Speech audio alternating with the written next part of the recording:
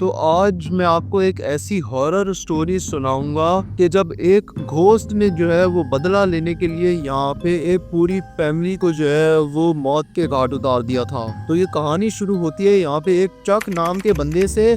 जब यहाँ पे उसने जो है वो एक नया घर लिया था, लेकिन वो नया घर जो है ना उसमें बारिश का पानी यहाँ पे लीक हो रहा था। तो वो ये देखकर काफी ज्यादा हैरान था और उसके बाद फिर वो जाता है अपनी बहन के रूम में चेक करने के लिए। वहाँ तो पानी लीक नहीं हो रहा, लेकिन वहाँ पे कहीं पे भी पानी लीक नहीं हो रहा होता है और वहाँ पे उसको एक डमी नजर आता है जो कि उसकी बहन ने बनाया था।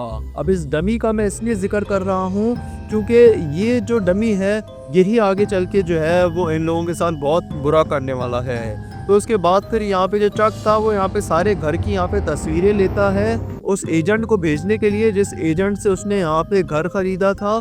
तो उसके बाद फिर वो जब घर के बाहर चेक करने के लिए जाता है कि वहाँ तो कहीं पानी लीक नहीं हो रहा। उसके बाद फिर उसका नेबर आता है उससे मिलने के लिए और उसका नेबर जो है वो उसको बोलता है कि पता नहीं कैसे जो है वो तुम्हारे एजेंट ने जो है वो तुम्हें ये घर सेल कर दिया, जबकि इस घर को तो कोई भी नहीं खरीदना चाहता था क्योंकि इस घर के अंदर तो यहाँ पे एक बच्ची ने सुसाइड कर ली थी और इस घर के बारे में मशहूर है कि उस बच्ची की आत्मा जो है वो इसी घर में जो है वो घूमती है। तो ये देखकर तो ये सुनकर तो यहाँ पे जो चक है वो यहाँ पे शॉक रह गया था, बिल्कुल उसका दिमाग जो है वो एक जगह पे सुन हो गया था। लेकिन वो जो है वो क्योंकि कोई भूत प्रेत में बिलीव नहीं करता था, कोई घोस्ट वगैरह को नहीं मानता था, तो इसीलिए वो जो है वो फिर चला जाता है अपने कमरे में और फिर वो सारी तस्वीरें चेक कर रहा होता है अपने लैपटॉप में कि पानी कहाँ कहाँ से लीक हो रहा है। तो उसको जो है वो एक तस्वीर में रिवॉल्वर नजर आती है, जबकि उसके घर में कोई रिवॉल्वर नहीं थी और ये वही रिवॉल्वर है जिससे यहाँ पे एक लड़की ने इसी घर के अंदर सुसाइड की थी। और उसके बाद फिर जो चक है वो अगले दिन वॉक करने के लिए यहाँ पे अपने घर के गार्डन में जाता है।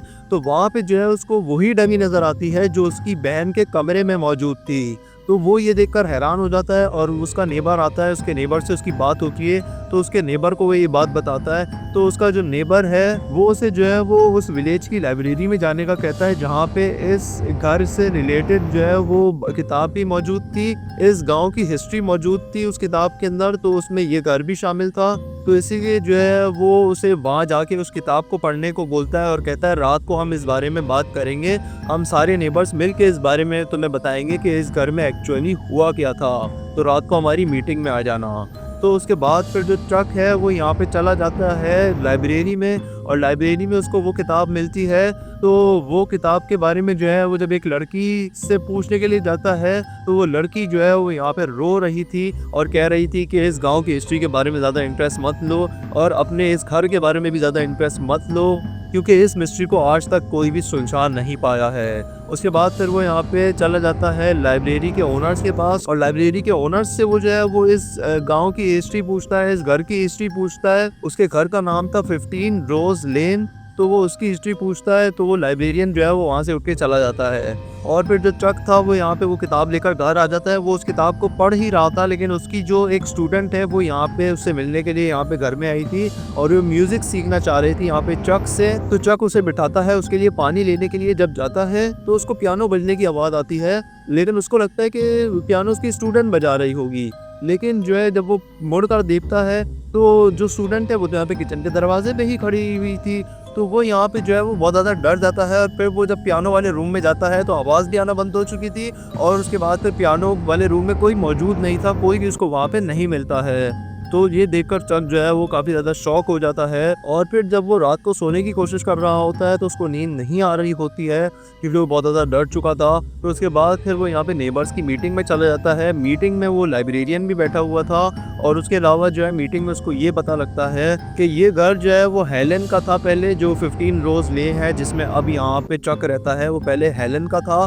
और उसकी बेटी को जो है वो स्कूल में बहुत सारे लोग बुली करते थे, उसने बहुत से लोगों से मदद मांगी मगर किसी ने भी जो है वो उसकी मदद नहीं की और उसकी बेटी ने इस घर के बाथरूम में रिवॉल्वर से जो है वो सुसाइड कर ली थी।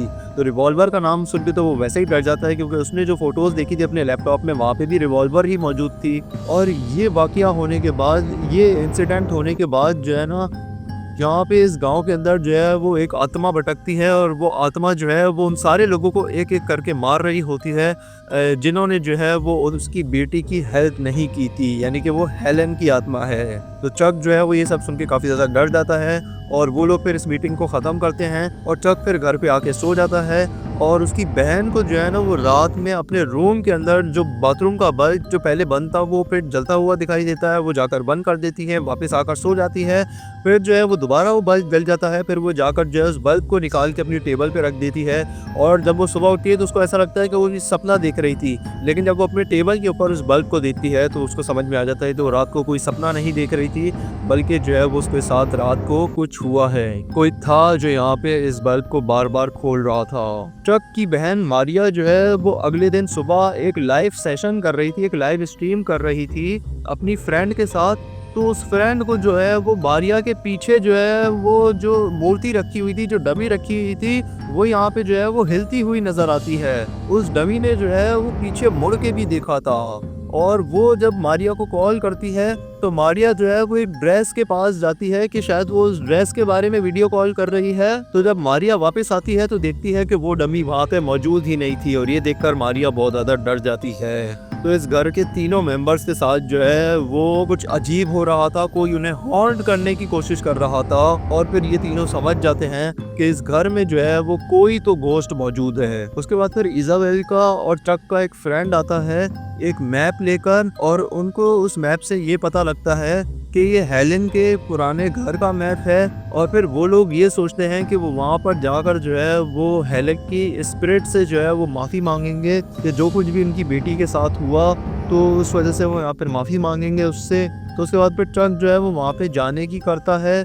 और इजाबेल भी उसे कहती है कि मैं भी तुम्हारे साथ चलूंगी। और जब वो लोग जा रहे होते हैं तो कुछ दो लोग जो है वो एड शूट करने के लिए यहाँ पे आए थे, जिन्हें मारिया जो है वो कहती है कि हाँ ठीक है मैं जो है वो इनको संभाल लूँगी, आप दोनों वहाँ पे चले जाओ। तो उसके बाद फिर जो चक है और जो इजाबेल है वो वहाँ पे चले जाते हैं। तो वो घर जो है वो फॉरेस्ट के बीचों बीच था, तो उनको गाड़ी से उतर के जाना पड़ता है। और उसके बाद फिर वो लोग जो है वो खिड़की तोड़कर जो है वो उस घर के अंदर घुस जाते हैं। और मारिया जो है वो एड शूट कर रही थी और जो इजाबेल का फ्रेंड है वो भी वहाँ पे मौजूद था। तो मारिया जो है वो उनको उस एड में कैमरा के सामने एक कहानी सुनाने लगती है कि कुछ टाइम पहले जो है वो मेरी बेटी को कुछ लोगों ने बुली किया था और जो है कोई भी उसकी हेल्प के लिए नहीं आया था और मेरी बेटी ने यहाँ पे सुसाइड कर ली।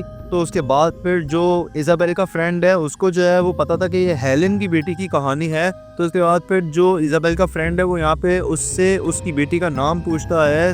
तो वो अपनी बेटी का नाम बताती है कि जिससे यहाँ पे इजाबेल के फ्रेंड को ये पता लग जाता है कि ये जो है वो हेलन ही है। और उसके बाद जब वो उससे पूछता है कि क्या तुम हेलन हो, तो वो जो है वो कहती है कि हाँ मैं हेलन हूँ। और उसके बाद फिर वो अपना असल रूप दिखा देती है और उन तीनों को जो है वो वहाँ पर मार देती है। और उसके बाद फिर जो चक और इजाबेल जो यहाँ पे उस घर में गए थे, तो इजाबेल यहाँ पे छत पे जाती है चेकिंग करने के लिए कि वहाँ पे उसे कुछ मिले। और जो चक है वो यहाँ पे नीचे ही था, तो उसको यहाँ पे एक लेटर मिलता है कि जिससे उसको ये पता लगता है कि ये जो घर है 825 फॉरेस्ट रोड जिसका नाम है, तो ये घर जो है वो एक्चुअली क्लार्क का है। और क्लार्क जो है वो वही बंदा है जिसने यहाँ पे हेलन की बेटी को बुली किया था। और जो 15 रोज लेन है वो यहाँ पे हेलन का घर है, जिसे जानकर वो काफ़ी ज़्यादा डर जाता है कि हेलन का घर है वो। तो हेलन का जो आत्मा है जिसकी कहानी जो है उसके नेबर्स ने उसको सुनाई थी, तो वो तो वहाँ पे मौजूद होगी और वो उसकी बहन मारिया के साथ कुछ भी कर सकती है। तो वो फिर ऊपर जाता है यहाँ पे इजाबेल को लेने के लिए कि हम वो दोनों वहाँ से जाएं अपने घर। तो वो देखता है कि इजाबेल जो है वो एक ही जगह पे खड़ी हुई है और उसके शोल्डर के ऊपर जो है वो किसी ने हाथ रखा हुआ है। तो उसके बाद फिर वो उसे बचाने के लिए जाता है, तो कोई उन दोनों को वहाँ पे खींच लेता है कमरे के अंदर और उन दोनों को जो है वो मौत की नींद सुला देता है। और ये भी जो है उस हेलन की आत्मा ने ही किया था ये काम। और ये दोनों जो घर हैं, एक 825 फॉरेस्ट रोड और दूसरा 15 रोज लेन, इनमें आज तक जो भी रहने के लिए आया है वो यहाँ पे रह नहीं पाया है। हेलन की आत्मा जो है वो उन सबको मौत की नींद सुला देती है। और वेस्ट बंगाल में जो है वो एक घर है जहाँ पे जो है वो कोई भी नहीं रह पाता है। उसकी सच्ची कहानी क्या है, क्यों जो है वो घर हॉन्टेड है, जानने के लिए आप ये वाला वीडियो देख सकते हैं। और एक घर है यहाँ पे स्पेन के अंदर जो यहाँ पे 50 साल से जो है वो खाली है, हॉन्टेड है, तो वो जानने के लिए आप ये वाला वीडियो क्लिक करके देख सकते हैं। ऐसी हॉरर स्टोरीज, सच्ची कहानी अगर आप सुनना चाहते हैं तो यहाँ पे क्लिक करके जो है वो सब्सक्राइब करें, ताकि ऐसी हॉरर स्टोरीज आपको जो है वो सुनने को मिलती रहें। मैं मिलूंगा अपनी अगली वीडियो में, तब तक के लिए गुड बाय।